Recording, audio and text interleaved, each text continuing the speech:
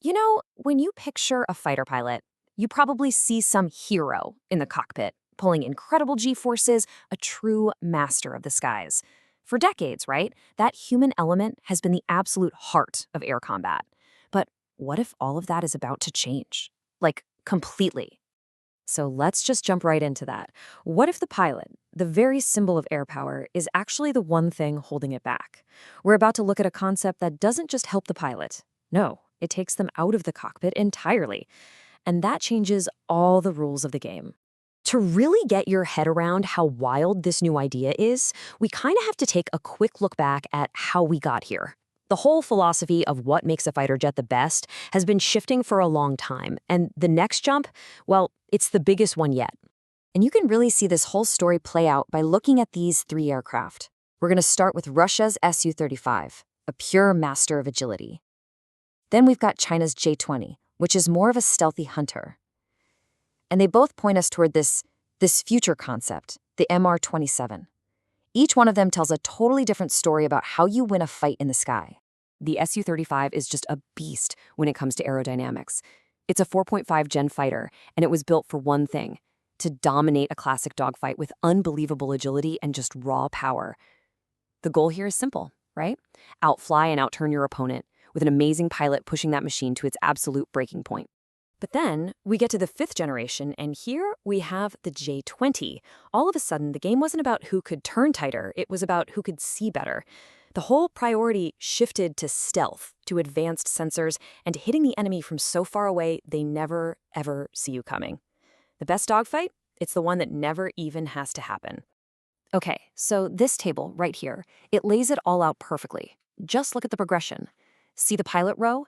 It goes from yes to no. Stealth goes from low to very high. And that extreme maneuverability we talked about? It's not even a priority anymore. But the biggest, most important change is right there in that last row.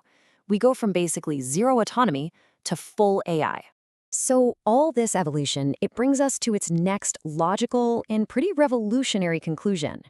It's a conceptual aircraft, and it's called the MAR27. This isn't just the next small step, it's a giant leap into a whole new category. And here it is, the MAR27. The first thing you notice is just how sleek, almost alien it looks. And then, the second thing you notice is what's missing. There's no cockpit. This isn't just another fancy drone. This is a whole new kind of aircraft. So what is this thing exactly? It's called a FAUAV, a full autonomous unmanned aerial vehicle. And the most important word there, by far, is autonomous. See, this isn't about some person with a joystick sitting in a bunker miles away. Nope. This is about an AI making its own decisions in real time, seeing its environment, figuring out what to do, and reacting to threats way, way faster than any human possibly could. So how on earth would a machine like this actually work? Let's, get under the hood and break down the core pieces that would make a concept like the MAR27 even possible. Now, what's really fascinating here is what you don't see. Without a human pilot, you don't need a cockpit, you don't need life support systems, you don't need an ejection seat. All that space and all that weight can be used for other things, like way more fuel, more sensors, or more weapons. The entire body is built for efficiency and stealth, giving it a massive 3,000-mile range. The whole concept really stands on three main pillars. First, you've got the AI brain. That's the autonomous core that completely replaces the pilot. Second, there's the stealth body, designed from scratch to be invisible.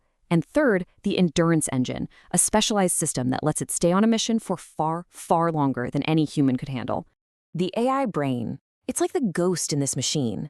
It's not just following a pre-planned route, it's constantly taking in data from tons of sensors, seeing the battlefield in a way no human could.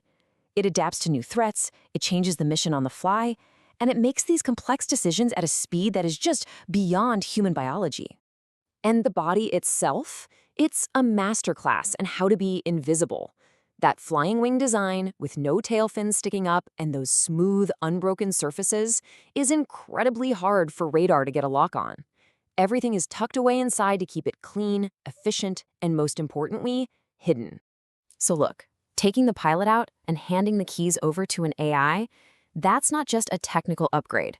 It fundamentally rewrites the entire strategic playbook of air power. This slide right here tells the entire story. On the left, you've got the old way. Amazing human skill, sure, but also huge risks, pilot fatigue, and massive costs for training.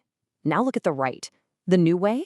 Zero risk to personnel in the air, missions that can last for days instead of hours, and the ability to build entire fleets that are ready to go 24/7. And this really gets to the heart of it. For 100 years, the big race was to build a better engine, a more agile plane. That race is shifting. The new arms race isn't really about aerodynamics anymore. It's about algorithms. The country that wins is going to be the one that writes the best code. It's that simple.